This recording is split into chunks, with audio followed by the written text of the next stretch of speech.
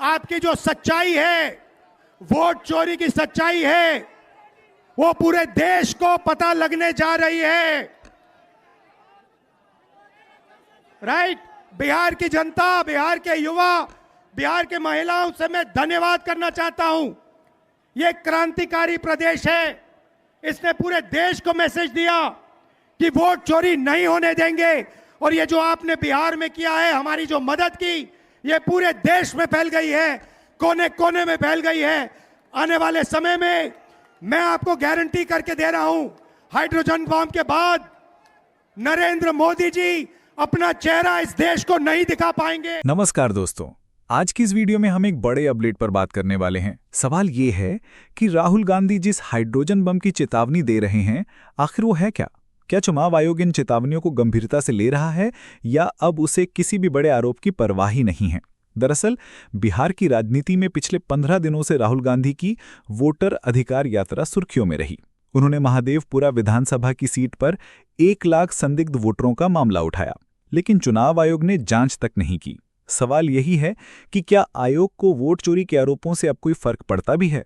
यात्रा की शुरुआत पटना के गांधी मैदान से हुई और डॉक्टर अंबेडकर की प्रतिमा तक मार्च करने का प्लान था। हालांकि अदालत के आदेश के कारण सीधे मार्च की इजाजत नहीं मिली, लेकिन प्रतिमा पर माल्यार्पण की अनुमति जरूर मिली। ये वही प्रतिमा है जिसका अनावरण 1991 में लालू प्रसाद यादव ने किया था। इसके बाद राहुल गांधी ने डाक बंगला चौराहे पर भाषण दिया, जो बिहार की राजनीति में हमेशा से अहम जगह मानी जाती है। राहुल गांधी ने अपने भाषण में वोट चोरी को युवाओं के अधिकार, रोजगार, शिक्षा और लोकतंत्र की चोरी से जोड़ा। उनका कहना था, वोट चोरी मतलब अधिकार की चोरी, वोट चोरी मतलब आरक्षण की चोरी, वोट चोरी मतलब रोजगार और शिक्षा की चोरी, वोट चोरी मतलब युवाओं के भविष्य की चोरी। उन्होंने बीजेपी पर सीधा हमला करते हुए कहा कि एटम बम से बड़ा हाइड्रोजन बम होता है और वो अब फूटने वाला है। यानी वोट चोरी की सच्चाई पूरे देश के सामने लाई जाएगी। कांग्रेस प्रवक्ता सुप्रिया श्रीनेत ने साफ किया कि हाइड्रोजन बम का मतलब हरियाणा है, जहां से वोट चोरी की शुरुआत हुई। सवाल उठ रहा है कि क्या अब राहुल गांधी हरियाणा और गुजरात जैसे राज्यों में भी यात्रा करेंगे? गुजरात कांग्रेस ने तो पहले ही आरोप लगाया है कि यहां लाखों फर्जी वोटर हैं। यात्रा के दौरान राहुल गांधी ने युवाओं, महिलाओं और बहुजन पत्रकारों से मुलाकात की। उन्होंने कहा कि आज विपक्ष की आवाज गोदी मीडिया में दबा दी जाती है, लेकिन यूट्यूब और सोशल मीडिया पर भी दबाव बनाया जाता है। कई युवा पत्रकारों ने बताया कि उन्हें काम करने में धमकियां मिलती हैं, झूठे केस दर्ज होते हैं और यहां तक कि उन पर हमले भी होते हैं।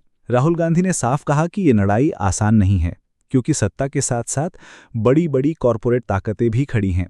लेकिन उन्होंने वादा किया कि संविधान और लोकतंत्र की रक्षा के लिए वो पीछे नहीं हटेंगे। यात्रा के आखिर में राहुल गांधी का भाषण छोटा था। वजह शायद पटना की भीषण गर्मी थी और मंच पर गठबंधन के बाकी नेताओं को भी बोलना था। उन्होंने जनता का शुक्रिया अदा किया और कहा, ये लड़ाई अभी खत्म नहीं हुई है।